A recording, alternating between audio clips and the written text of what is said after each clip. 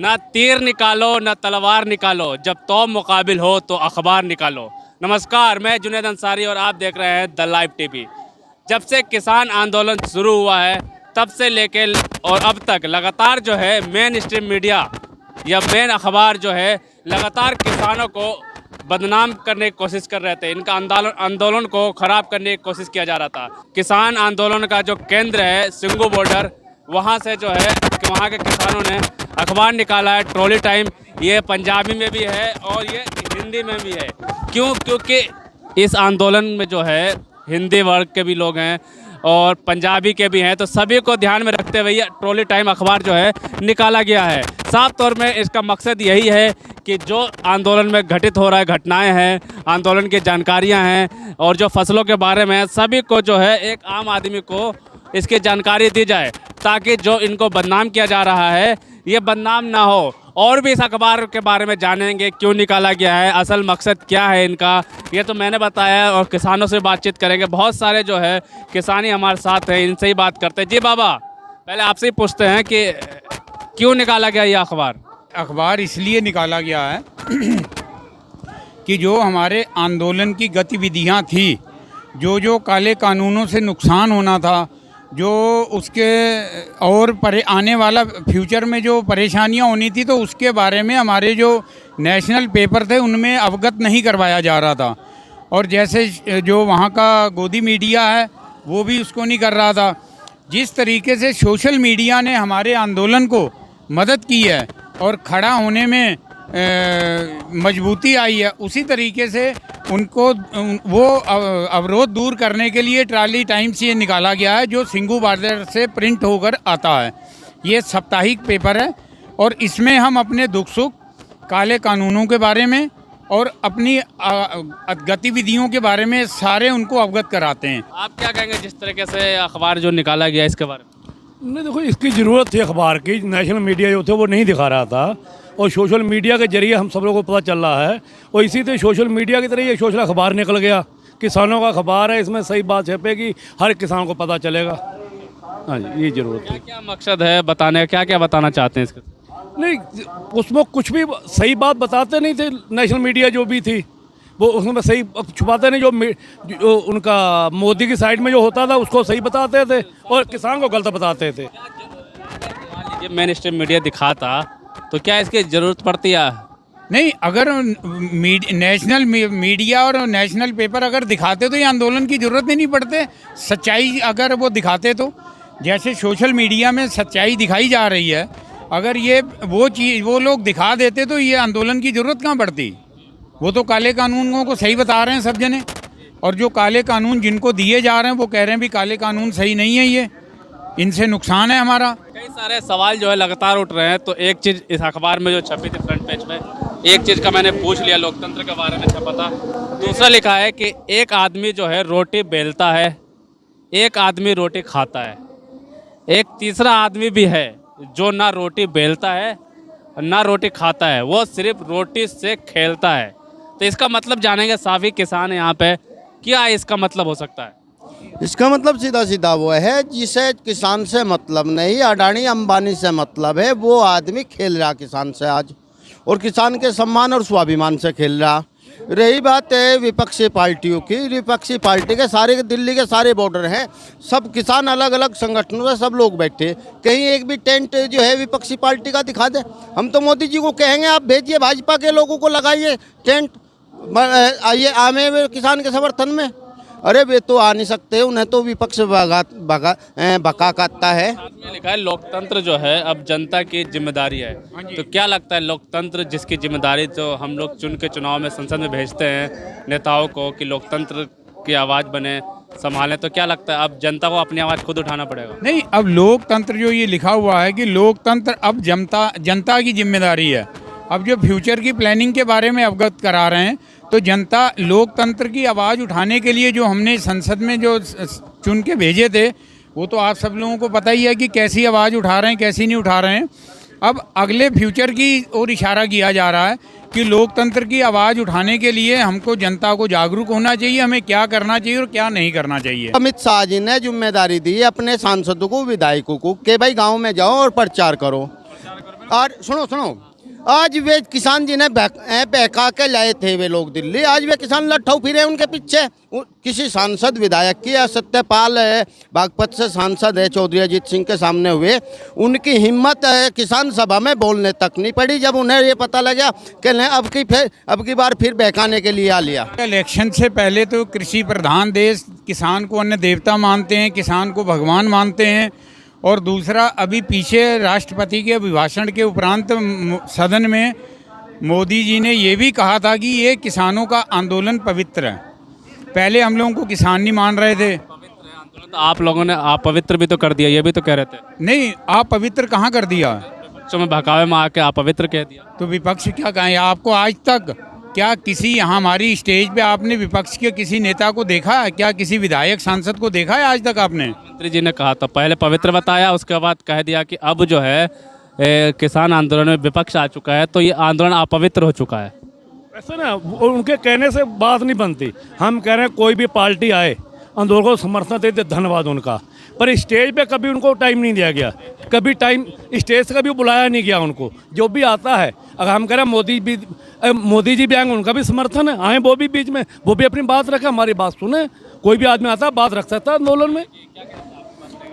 मैं ये कह रहा था कि जैसे वो किसानों का आंदोलन पवित्र माना, उन्होंने अपवित्र माना, आंदोलनजीवी माना। पहले तो किसानों का आंदोलन ही नहीं मान रहे थे ना, वो ये कह रहे थे कि ये फर्जी किसान है। जो उनके यहाँ जाके तोमर जी से मिल रहे थे वो असली किसान थे। और हमारे क्षेत्र का तो एक किसान ना कानों से सुनता है ना मुंह से बोल पाता है। वो उसको भी लेके आए थे, उसको साबित किया था कि ये भी असली किसान है। और उस बेचारे को जब उसके घर वालों ने, क्योंकि गूंगे की रमज उसकी अम्मा जानती है, और सिर्फ उसको ये कहा कि ऐसे ऐसे वहाँ जाना, वो बेचारा चढ़ गया।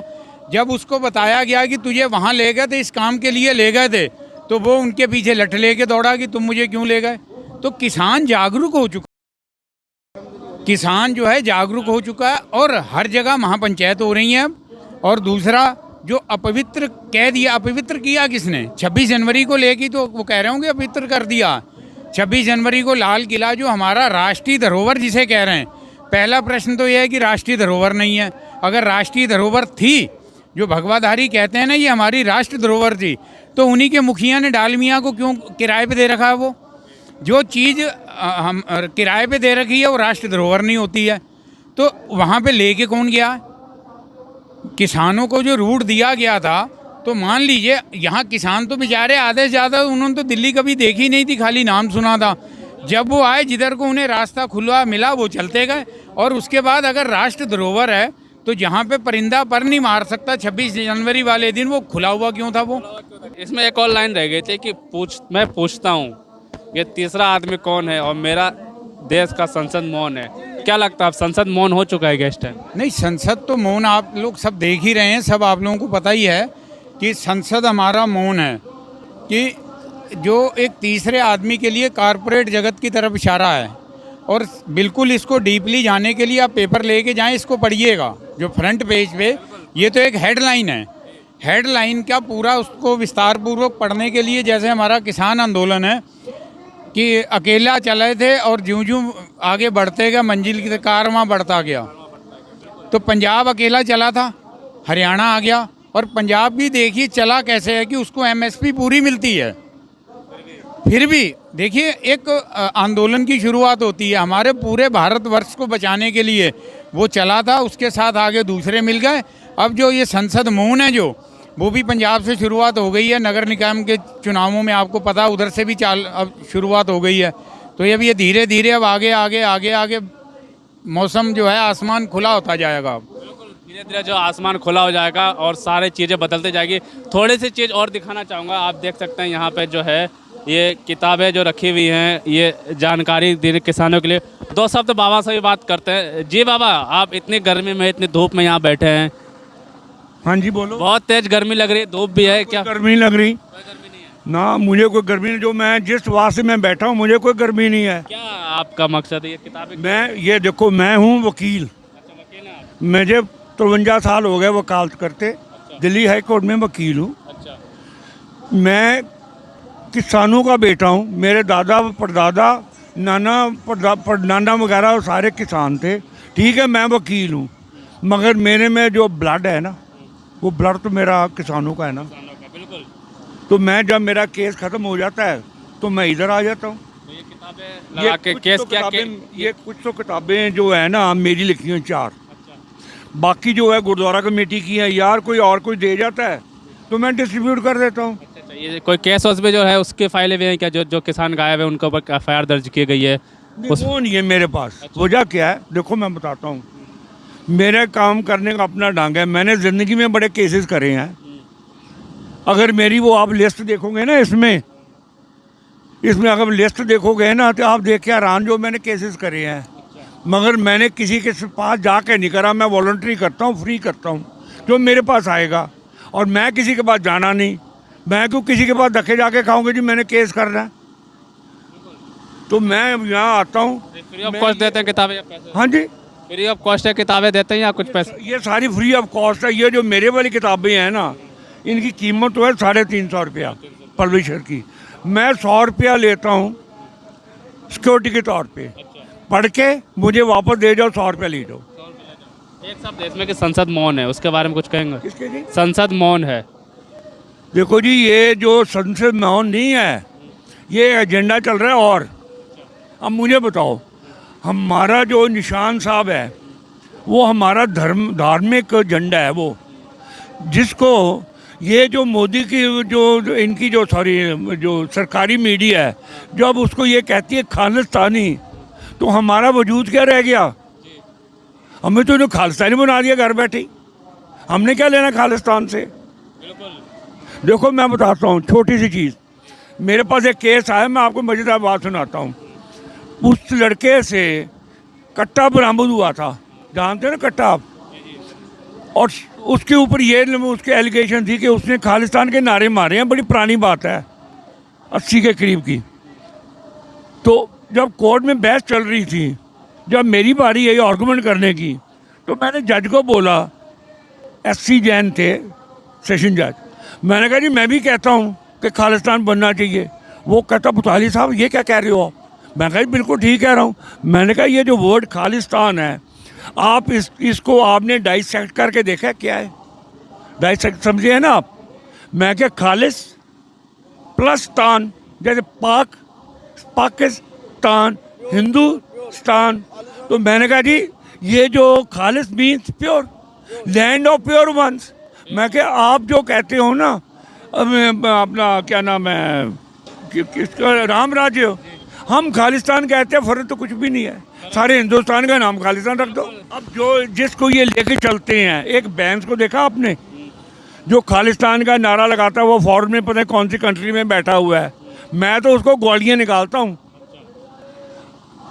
बाल उसने कटाए हैं, पगड़ी वो बांधता नहीं। वो खालसा किस कहाँ का है मुझे बताओ? उसको देखिए आपने फोटो उसकी बैंस की, जो खालिस्तान का अपने आप को चौधरी बनता है। हम उसको क्या समझते हैं? He is nothing for us. दूसरी चीज़, हम रोज़ अरदास करते हैं। जब सुबह हम गुरबानी पढ़ने के बाद ना, हमारी जो अरदास में एक बोला जाता है कि हमें जो है ना वाहिगुरु हमें दान बख्शे, जो हमारे गुरु धाम है ना उनके खुले दर्शन दीदार बिना रोक टोक के। पहले तो हमने खोए पाकिस्तान में।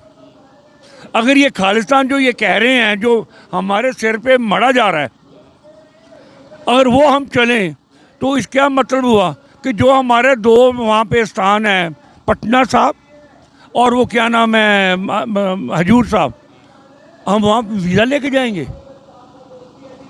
बिल्कुल सही बात है, बाबा की बात लेके जाएंगे। बिल्कुल। फिर हमारे बुजुर्गों ने, गुरु साहब ने ये इसको बचाया, हिंदुस्तान को बनाया। हम इनको प्लेट पे रख के दे दें? बिल्कुल बात जो है बाबा की बिल्कुल ध्यान रखने वाली और सोचने वाली बात है जी। एंटी नेशनल है जो हमें कहती हैं। तो अब साफ तौर पे जो है अखबार जो निकाला गया है, किसानों ने इसलिए निकाला है, ये ज़रूरत पड़ी है। काफ़ी समय पहले जो कहा गया था कि जब तौब मुकाबिल हो तो अखबार निकालो, तो आज फिर जो है किसानों ने कुछ सोचा और फिर से अपना रास्ता जो है अखबार ही लिया। ना तलवार लिया, ना तीर लिया, ना कोई लड़ाई ली। अपना जो रास्ता निकाला, कलम के अपनी ताकत जो है वो दिखाई है, और अपना अखबार जब किसानों ने भी चलाना शुरू कर दिया है। लाइव टीवी, सच सबसे आगे।